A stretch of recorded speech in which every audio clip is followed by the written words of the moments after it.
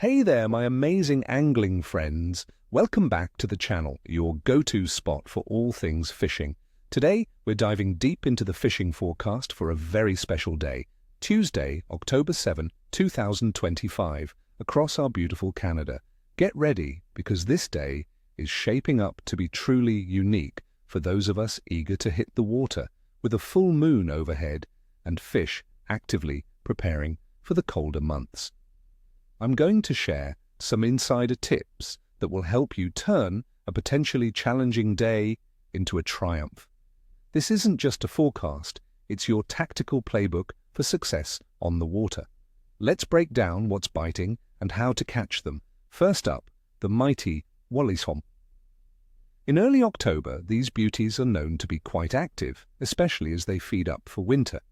You'll want to focus your efforts around areas with significant structure, like rocky points, deep humps, and especially shoreline weed beds where baitfish gather. Walleye are often easier to catch in the fall, and my experience tells me that dusk will be your prime time. For tackle, consider using jigs, especially those tipped with a minnow. Trolling crankbaits can also be incredibly effective, allowing you to cover more water and find those actively feeding schools. Start shallow, perhaps in 5 to 10 feet of water, and then slowly work your way deeper if you aren't getting bites, as fish may retreat to slightly warmer, deeper pockets if a cold front pushes through. Next, let's talk about the aggressive northern pike. Fall is one of the best times to target pike because they're on the hunt, bulking up for winter. Look for them in areas with remaining green, living vegetation, along weed lines and around sharp drop-offs. Pike can be found anywhere from just beneath the surface to a little deeper, seeking cover or food. Large topwater baits can trigger explosive strikes, especially in low light. If they're a bit deeper, switch to floating diving lures, large spinners, or swim baits. Don't be afraid to use bigger baits. Pike are not shy when they're hungry. Cast near cover and retrieve with erratic movements to mimic a wounded baitfish. For our beloved trout. That includes rainbow, brook, and lake trout. The cooler water temperatures of fall make them very active and aggressive. You'll find them cruising shorelines, especially near woods, shoals, rocky points, and areas with submerged wood or overhanging trees. These spots offer cover and ambush points for hungry trout. Fly fishing can be superb for trout in the fall. Look for hatches like the blue-winged olive or the October caddis. If you're using conventional gear, small spoons, inline spinners, or live bait like worms or minnows presented near cover can be deadly. Remember, trout often become more active as the water cools, so keep moving until you find them. Finally, for chica, smallmouth bass. While they're moving out of their summer deep water haunts, they're still very much in play. They'll often be found near warmer, shallower waters, especially areas with submerged vegetation and clear drop-offs following schools of baitfish. You might find them in depths ranging from 5 to 8 feet. Crankbaits and other reaction-type baits are excellent choices for smallmouth right now. Focus on covering water quickly to locate active fish, then slow down your presentation once you find them. Look for rocky bottoms and any kind of structure that offers cover. Now let's dive into the analysis of conditions that will influence your success this Tuesday. Starting with the weather. Forecasts for Canada on October 7, 2025 suggest a day of transition. In central regions like Montreal, we're looking at daytime highs around 27 degrees Celsius, that's 81 degrees Fahrenheit, dropping to 9 degrees Celsius, 48 degrees Fahrenheit overnight. This indicates a significant cooling trend, which is typical for fall.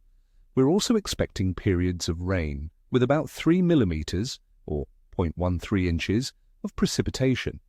Atmospheric pressure might be unstable with these changing conditions and rain, which can sometimes make fish a bit finicky. Winds are generally light, but could pick up with the rain. Water temperature. Across Canadian waters in early October generally ranges from 10 to 16 degrees Celsius. That's 50 to 61 degrees Fahrenheit, with a clear cooling trend. This drop in water temperature is a key driver for fall feeding frenzies. Fish become more active as they sense winter approaching and need to pack on calories.